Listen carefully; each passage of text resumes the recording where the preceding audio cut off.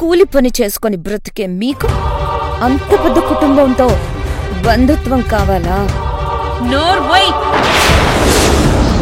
వాళ్లతో బంధుత్వం మేం కోరుకోలేదు. వాళ్లే వచ్చి అడిగి మరీ సంబంధం కలుపుకున్నారు. మీ అమ్మ నాన్న వాళ్ళని మోసం చేయబోయారు. అందుకే వాళ్ళని బయటికెట్టేశారు. ధర్మానికి అధర్మానికి, సత్యానికి అసత్యానికి తేడా అదేయం. సత్యమేవ జయితే అంటే సత్యం గెలుస్తుందని కాదు, సత్యం మాత్రమే గెలుస్తుందని. ఓడిపోయే వాళ్ళు మాత్రమే నీతులు సూక్తులు చెప్తారు. సరే, ఇప్పుడు మీకొక శుభవార్త. కావేరి త్వరలోనే మీ ఇంటికి వచ్చేయబోతుంది. ఎందుకంటే తనకి విడాకులు రాబోతున్నాయి.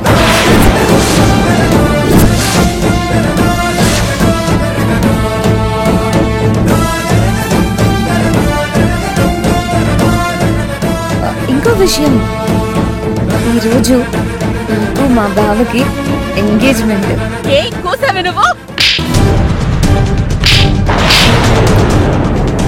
నా కూతురు జీవితాన్ని నాశనం చేద్దాం అనుకుంటున్నావా?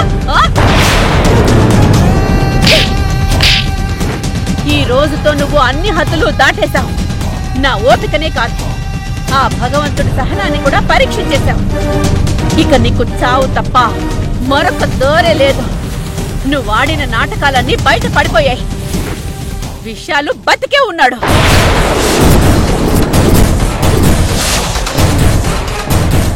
అర్జున్ బాబుకి నీ నిజ స్వరూపం తెలిసిపోతుంది.